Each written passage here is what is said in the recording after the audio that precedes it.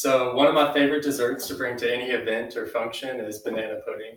Using the recipe that I got off of adapinch.com, I'm confident that it's going to be a quick and simple dessert to make, and it'll satisfy everybody who eats it.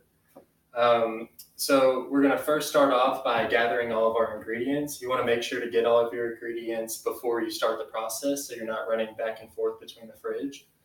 So let's walk through them. First, we're going to have 4 tablespoons of all-purpose flour, 1.5 cups of sugar, and a pinch of salt. We are also going to use 3 large eggs, and we're going to split the yolks and whites of the eggs. We're going to use the whites for the meringue later on in the video. We are also going to have 3 cups of milk, 1 teaspoon of vanilla extract, 5 to 6 bananas, 3 or egg whites. That's it for the banana pudding, but for the meringue, we're going to have to use our 3 egg whites, some cream of tartar, 1/4 of a cup of sugar, and 1 teaspoon of vanilla extract. So now we can start the process of it. We're going to start by first preheating our oven to 325. Then we are going to start by mixing or combining our ingredients into a heavy saucepan. So we're going to start off by adding 4 cups of flour. 1, 2, 3, 4. All right, now we're going to start with the sugar, and we're going to be using 1.5 cups of sugar. So 1.5. And then we are going to use just a pinch of salt.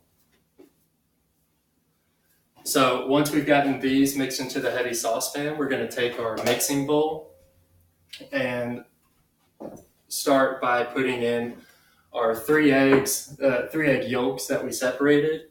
And then we're also going to be adding the milk in as well. And we're going to mix that. Now, once that's mixed, we're going to be adding it into the saucepan of the dry ingredients that we already have. And we'll be stirring it until the mixture is thickened and smooth. So once we do that, we're gonna cook it on low to medium heat and stir it until it's thick and smooth. But we're also, after that, we're gonna remove it from the heat and start stirring in the vanilla extract into it. So now that we've got our custard made, we can start the layering process of the banana pudding. We're going to start by taking some vanilla wafers and layering the bottom of a dish with the vanilla wafers. Now, after we have the vanilla wafers in place, we're going to add bananas in there as well. And I've already sliced up some bananas to add the first layer. Now, once we've done the first layer, we are going to lightly pour about 1/3 of the custard that we have over it, and then repeat that process 2 to 3 times until all of our ingredients are used up. So now for presentation purposes, you're going to want to add a top layer of vanilla wafers to make it look presentable. So now for the meringue. For the meringue, we're going to have to use a different mixing cup, and we are going to take the egg whites that we had separated earlier and start using an electric mixer on high. Now we're going to allow the egg whites to foam up and then start adding cream of tartar and gradually adding sugar in as like 1 tablespoon at a time until the sugar is dissolved into the whip. So once the whip has a stiff peaks in it from the whipping, you're going to add the vanilla extract next. You're going to add the vanilla extract, and then you're going to take the whipped topping and coat the top layer of banana pudding that you have. And we're going to bake it for 25 minutes until the meringue is a light brown. So now, if you didn't have time for the 25 minutes to bake the meringue, I also found off of foodnetwork.net that there's a way that you can flash cook meringue at 425 degrees for 5 minutes instead of the 25 minutes that the recipe tells you to.